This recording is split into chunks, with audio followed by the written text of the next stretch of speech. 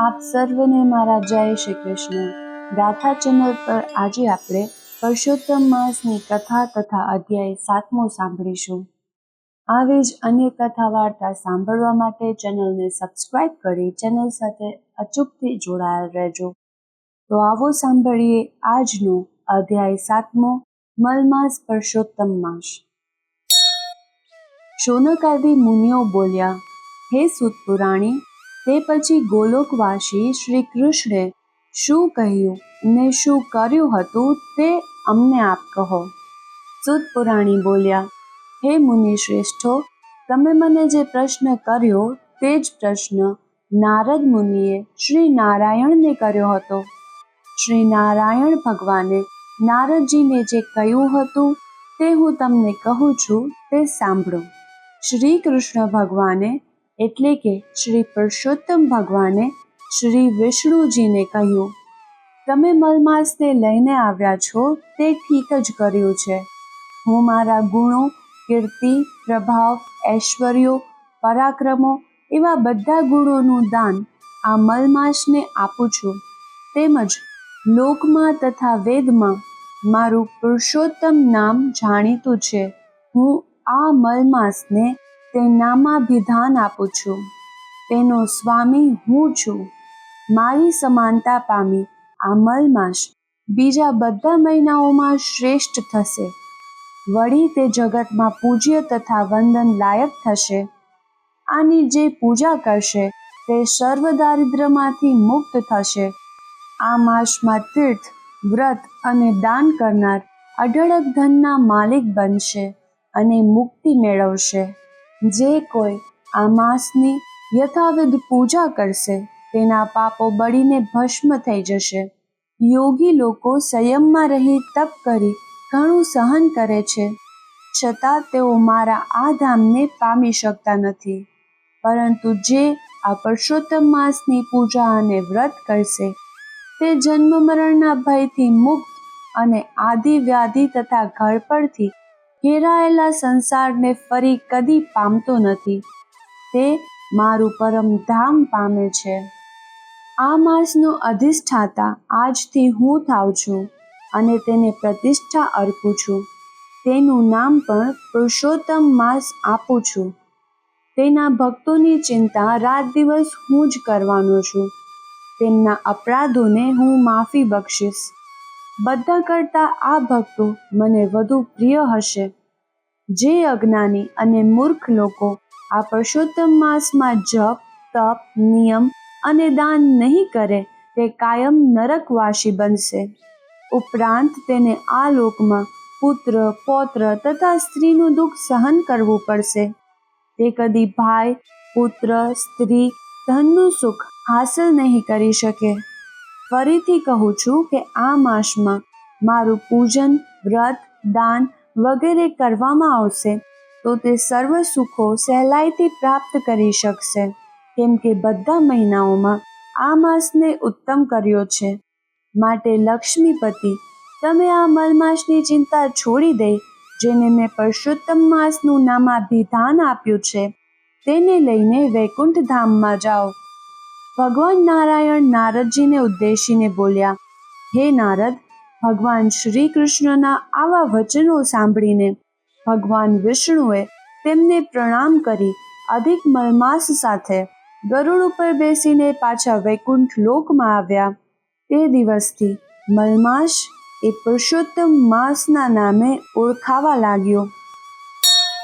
શ્રી બૃહદ નારદીય પુરાણના પુરુષોત્તમ મહાત્મ્યનો મલમાસ પુરુષોત્તમ માસ નામનો 7મો અધ્યાય સંપૂર્ણ. જો વિડીયો પસંદ આવે તો વિડીયોના અંતમાં કમેન્ટ બોક્સમાં જય શ્રી કૃષ્ણ અવશ્યથી લખજો. હવે આપણે સાંભળીએ આજની ઉમામાની કથા. એક દિવસ શિવજી અને પાર્વતીજી સામાન્ય સ્ત્રી પુરુષના સ્વરૂપમાં લટાર મારવા નીકળ્યા. આ સમયે પુરુષોત્તમ માસ ચાલતો હતો. લોકોના ટોળે ટોળા નદીએ સ્નાન કરવા જતા હતા. કાઠાગોરમાનું પૂજન અને કથા વાર્તા સાંભળતા હતા. દાન દક્ષિણા આપી દેવ દર્શન કરતા હતા. ઠેક ઠેકાણે કથા વાર્તા ચાલતી. ચોમાસું પૂરું થવા આવ્યું હતું. ખેતરો ધાનથી લચી પડતા હતા. શિવજી અને પાર્વતીજી આવા એક ખેતરમાંની કેડી પર ચાલવા લાગ્યા. એ બાજરીનું ખેતર હતું. કેડી ઉપર બાજરિયા પડ્યા હતા. એમાંનું એક બાજરિયું પાર્વતીજીના ઝાંઝરામાં ભરાઈ ગયું. પાર્વતીજીનું આ બાબતે ધ્યાન ન હતું. જ્યારે તેઓ ખેતરની બહાર નીકળ્યા ત્યારે પાર્વતીજીની નજર પગના ઝાંઝરમાં ભરાયેલ બાજરિયા ઉપર પડી. બાજરિયામાં લીલાછમ દાણા ચમકતા હતા. પાર્વતીજી બંને હાથ વડે બાજરિયું મસળીને દાણા કાઢીને ખાવા લાગ્યા. બાજરિયાના કૂણા દાણા ખાતા જોઈને શિવજી બોલ્યા, હે દેવી, ખેતરના માલિકને પૂછ્યા વગર તમારાથી બાજરિયું ખવાય નહીં. એ ચોરી ગણાય. તમે પાપમાં પડ્યા. હવે આ દોષમાંથી મુક્ત થવા માટે બાજરાના દાણા ખાધા હોય તેટલા દિવસ આ ખેતરના માલિકને ત્યાં રહી કામ કરો. ખાધેલ દાણા 365 થતા હતા. પાર્વતીજીએ આ વાત સ્વીકારી લીધી. શિવજી પાર્વતીને ત્યાં મૂકીને ચાલ્યા ગયા. પાર્વતીજીએ બ્રાહ્મણીનું સ્વરૂપ ધારણ કર્યું અને ખેડૂતની ઝૂંપડીએ આવ્યા. પુરુષોત્તમ માસ ચાલતો હોવાથી ખેડૂત અને તેની પત્ની નદીએ નાહવા અને દેવદર્શન કરવા ગયા હતા. ખેડૂત સામાન્ય સ્થિતિનો હતો. પતિ પત્ની ઘણા ધર્મનિષ્ઠ હતા. તેમને એક 10 વર્ષની દીકરી હતી. પાર્વતીજી ઝૂંપડી નજીક ગયા. ખેડૂત પતિ પત્ની ઘરે આવ્યા એટલે પાર્વતીજીએ તેમને કહ્યું, હું એકલી છું, મારો કોઈ નથી. મને કોઈ કામે રાખો. 2 ટક ખાઈશ અને કહેશો એ કામ કરીશ. ખેડૂત તો દયાળુ હતો. તેણે કહ્યું, બહેન, તમારે ખુશીથી રહો. ખાવાની ખોટ નથી, પણ તમારું નામ જણાવો. પાર્વતીજી બોલ્યા, મારું નામ ઉમા છે. જાતે બ્રાહ્મણ છું. પાર્વતીજીના પગલાં ખેડૂતના ઘરમાં પડતા જ તેના ઘરમાં સમૃદ્ધિ ઉભરાવા લાગી. 10 ગણો પાક થયો. ઉપરાંત ગામ પણ સુખી થયું. રોગ, બીમારી, શોક, સંતાપ ગયા. ખેડૂતના કુટુંબ સાથે તે એટલા બધા હળીમળી ગયા કે બધા તેને ઉમામાં કહેતા. પુરુષોત્તમ માસ પૂરો થતા ખેડૂતે તેનું ધામધૂમથી ઉજવણું કર્યું. વખત વીતતો ગયો. પાર્વતીજી આનંદને પ્રેમથી બધું કામ કરે, રાંધીને બધાને જમાડે. આમ કરતા 300 દિવસ પૂરા થયા. એક દિવસ ગામના લોકો ભેગા થયા. કાશીની જાત્રા કરવા સંઘ કાઢવાનું નક્કી કર્યું. ખેડૂત અને તેની પત્નીને પણ સંઘમાં જવાની ઈચ્છા હતી, પણ દીકરી 10 વર્ષની હોવાથી ઘર કોણ સંભાળે તેની મૂંઝવણમાં પડ્યા. ઉમામાં ખેડૂતની આ મૂંઝવણ ટળી ગયા અને પોતે તેમનું ઘર સંભાળશે તેમ કહ્યું, જેથી ખેડૂત પતિ પત્ની પણ સંઘમાં જોડાયા અને આખું ઘર ઉમામાને સોંપ્યું. વિદાય વેળાએ ઉમામાએ ખેડૂતને લાલ રંગનું કાપડ આપતા કહ્યું, ભાઈ, આ કપડું લેતા જાઓ અને ગંગાજીમાં નહાતી વખતે આ કપડું તેમને અર્પણ કરીને કહેજો કે ઉમામાએ ભાવથી મોકલ્યું છે, માટે હાથોહાથ સ્વીકારે. ખેડૂત મનમાં હસ્યો, પણ ઉમામાને ખોટું ન લાગે એટલા માટે કપડું લઈ લીધું અને પોટકામાં મૂક્યું. સંઘ તો વાજતે ગાજતે રવાના થયો. પુષ્કળ ગાળા જોડાયા. રસ્તામાં આવતા યાત્રાધામના દર્શન કરતા સંઘ કાશીએ પહોંચ્યો. આખો સંઘ ધર્મશાળામાં ઉતર્યો. સ્નાન કરી કાશી વિશ્વનાથના દર્શન કર્યા. પછી ભોજન લઈ બધા સૂઈ ગયા. બીજા દિવસે પ્રાતઃકાળે સવે ઉઠી નિત્યકર્મથી પરવારી મણિકર્ણિકા ઘાટ પર સ્નાન કરવા ગયા. ગંગા સ્નાનનો એટલો બધો હરખ હતો કે ઉમામાનું કપડું પોટકામાંથી લેવાનું જ રહી ગયું. પોટલું ધર્મશાળામાં જ પડ્યું રહ્યું. સ્નાન, ધ્યાન, દેવદર્શન અને દાન દક્ષિણામાં 5 દિવસ વીતી ગયા. સંઘ પાછો ફર્યો. પાછા ફરતા અડધા રસ્તે ખેડૂતને યાદ આવ્યું કે ઉમામાનું કપડું તો પોટકામાં જ રહી ગયું છે. ખેડૂતનો જીવ બળવા લાગ્યો. એ તો ગયો સંઘપતિ પાસે અને જઈને વિનંતી કરી, સંઘ 5 દિવસ અહીં રોકાય તો હું કપડું ગંગામાને દેતો આવું. સંઘના આગેવાને જંગલમાં રોકાવાની ના પાડી દીધી. એટલે ખેડૂત અને તેની પત્ની એકલા પાછા કાશીએ ગયા. આ બાજુ સવાર પડતા સંઘના આગેવાને સંઘને આગળ વધવાનો આદેશ આપ્યો. રાવટીઓ સંકેલી લેવાય.